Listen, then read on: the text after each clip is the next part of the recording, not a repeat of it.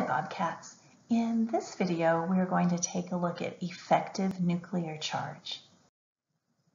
Our objectives are to estimate the effective nuclear charge for an atom and to explain why the effective nuclear charge increases as you move to the right across the period due to inefficient shielding of valence electrons.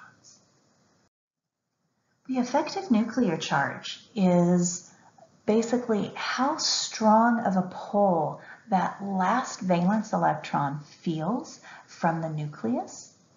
And if we have something like sodium that has 11 protons in the nucleus and 11 electrons in orbitals outside of the nucleus, that very last electron, that 11th electron that went into the 3s subshell, is located farther away from the nucleus on average than the other 10 core electrons.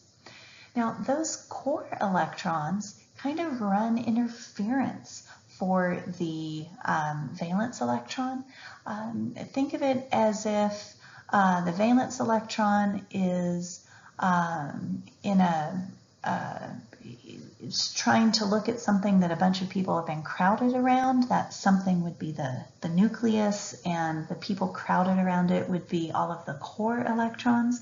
Those core electrons are constantly moving, and so at times some of those core electrons are positioned in between the valence electron and the nucleus, so they shield some of the charge of the nucleus from the valence electron, and then at other times they've moved so that they aren't lining up and blocking the view, so to speak, of the valence electron.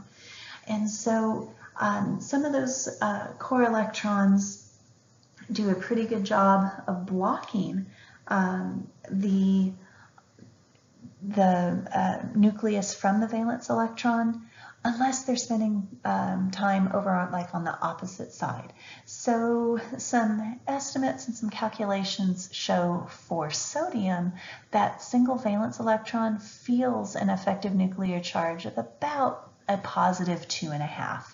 So out of those 11 protons that are there in the nucleus, all but 2.5 are basically screened or shielded from the valence electron. Now, if we look at sodium's next door neighbor, which is magnesium, magnesium has 12 protons down in the nucleus. It still has 10 core electrons shielding those valence electrons. But now it has two different valence electrons. Well, valence electrons don't shield each other anywhere near as well as core electrons do, because if you look at this 3s orbital that these two valence electrons are in, they are farther out from the nucleus than the 10 core electrons, so one valence electron really doesn't shield another one very well. So having that increased nuclear charge, because we now have 12 protons in magnesium compared to 11 in sodium, and then having the valence electron not shield the other valence electron very well, we actually end up in magnesium with an effective nuclear charge of about 3.15.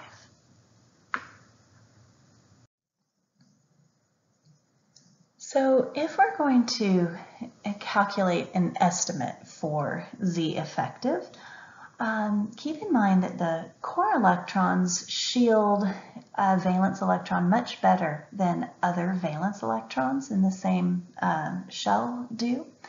So as you move from left to right across the periodic table, the nuclear charge keeps increasing, but the valence electrons don't do a very good job at shielding. So overall, Z effective, then that effective nuclear charge increases as we move from left to right.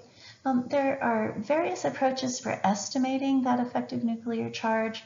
The roughest approach is just to say that that effective nuclear charge will be equal to the actual nuclear charge minus the number of core electrons That's one way of estimating it to get just a very rough number.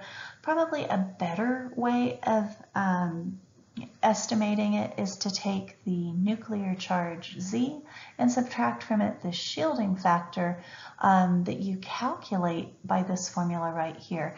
You're going to add up how many core electrons you have and multiply that by 0.85, and then you'll add to that 0.35 times how many valence electrons there are. So this 0.85 for core electrons versus 0.35 for valence electrons is just a way of expressing that core electrons shield the valence electrons from the nuclear charge much better than the valence electrons shield one another. So our objectives were to estimate the effective nuclear charge for an atom. We looked at two different formulas to help do that. And then you can explain the increase in effective nuclear charge as you move from the left to the right across the periodic table based on the fact that valence electrons do not shield each other anywhere near as efficiently as core electrons do.